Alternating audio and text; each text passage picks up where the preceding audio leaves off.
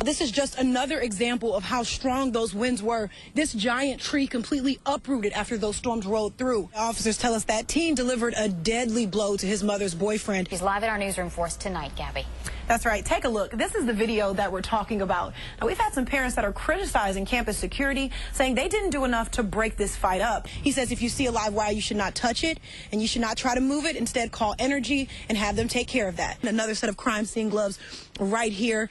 Authorities say that someone shot Caldwell and then dumped her body out here. And tonight, her family and friends have a message for whoever did this. Now, all that's left is scattered on the ground, and parts of this barn also wrapped around a tree. Those thieves also caused severe damage to the floors and the walls inside of this home. Just take a look. And they're not most likely because they're frozen to the ground. He says that far too often when videos like this surface, people can be too quick to point the finger at police. She's here now with more details. Gabby. Keegan, a smelly situation for Yazoo City residents this week. Some of them say they haven't seen a garbage man in weeks, and trash is accumulating in their front yard. Trial is set to resume tomorrow morning at 9 o'clock. Live at the Hinds County Courthouse, Gabby Hart, 16 WAPT News. Okay, Gabby, thanks. Richland police say a suspect with a long rap sheet took their officers on a two-city chase and even crashed into one of their cruisers. And it just makes for an all-around great atmosphere on nights like these. Right now, I'm live at the outlets of Mississippi. Gabby Hart, 16 WAPT News. There's still plenty of time for fans to roll their windows down and cruise to Madison so they can enjoy a country concert. Live in Madison, I'm Gabby Hart, 16 WAPT News. Get all the good assignments. I'm standing right in the middle of one of the areas that was hit the hardest in Pickens. One family's entire home now scattered along this field, from toilets, ovens, washing machines, and clothes. Everything that they had now reduced to debris. We saw it turned black, like hell.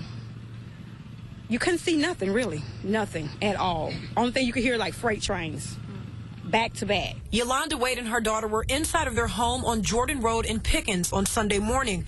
That's when severe weather ripped through town, and she says it was the warning from 16 WAPT News that may have saved their lives. We was actually watching Channel 16 News when David came on the news. He said, Pickens, Goodman, Durant, y'all are finna be hit. She says 5 minutes later, the storm blew her entire home from its foundation. And we was getting in the car, like we could see blackness and the rain, the wind was just blowing. At the time, Wade's husband and son were driving home after making a run to the store, and they say they found themselves maneuvering around toppling and uprooted trees. Everything just trees started falling. And so I just kind of slowed down and kind of turned around and went back the other way. Several of those trees fell across Jordan Road, blocking residents in with no power, no water, and no way out. Crew spent more than 5 hours working to clear those trees from the roadway. This is just another example of how strong those winds were. This giant tree completely uprooted after those storms rolled through. But you know, despite all of this damage, thankfully no one in this area was injured.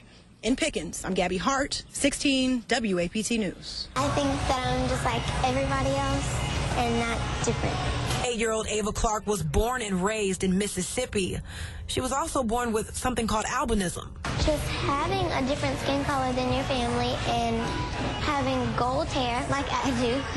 People call them, people say, oh, she's albino. Well, she's black. She's an African-American who has albinism. But there's much more to little Ava than her rare condition. This is actually a magazine.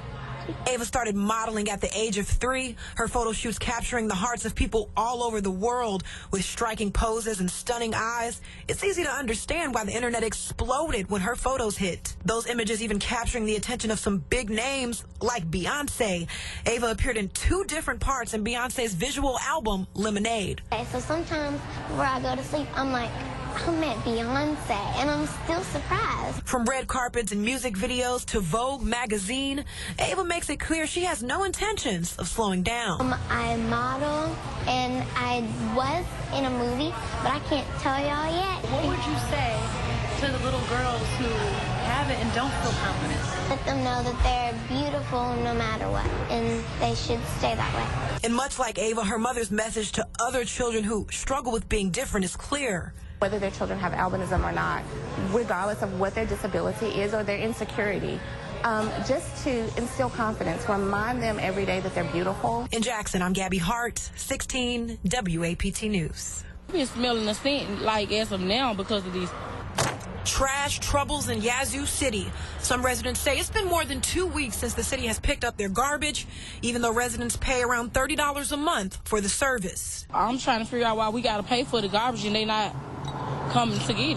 What are your thoughts on how the city's handling it and this whole issue? It's not good.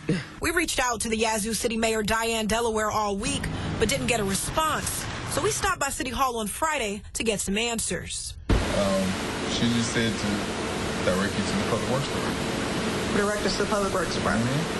He should be able to answer all of your questions. But the mayor, who was in her office at the time, refused to comment. Instead, she referred us to the Public Works Director, who we called several times. This person's mailbox is full. You cannot leave a message. Bye. But didn't get an answer. The mayor ended up calling us a couple of hours later and said the issue with the trash pickup is because some of the city's 4 garbage trucks are out of service. She says the city is renting out trucks to assist with pickup, and she expects things to be back to normal soon. Now, we also asked the mayor how many trucks were out of service, when they would be fixed, and what went wrong with them in the first place. But she said those were questions for the Public Works Director, who we still haven't heard back from. Keegan? All right, thanks, Gabby. He told me that Misha had got killed. A family grieving after someone killed their loved one and left their body on the side of a road in Madison County. I had a bad dream all the week. I knew something was going to happen, but I didn't know it was going to be Misha. Investigators say on Wednesday evening they found the body of 41-year-old Mario, better known as Misha Caldwell, on Heindel Road in Canton. Family and friends tell us Caldwell was a transgender who went by the name Misha. She did hair. She did everything in the world. You know, it's just a hate crime for no reason. You know what I'm saying? It's just not a regular person at all. You know, we lost not just a friend. I lost a sister, something that I never had. Friends say Misha was a kind and popular person, and they believe she was the victim of a hate crime. This is something that we have seen continuous. I know for the last every 4 years, I have lost a transgender friend. You know what I'm saying? You know, for some stupidity, a hate crime. Deputies say someone shot Caldwell, but they aren't releasing any other details. In the meantime, Caldwell's family is left pleading for answers. We loved him so much. We loved him so much. And sending a message to Misha's killer. You didn't have to do that. Whoever it was, you know, turn yourself in, because I can guarantee this is going to go far.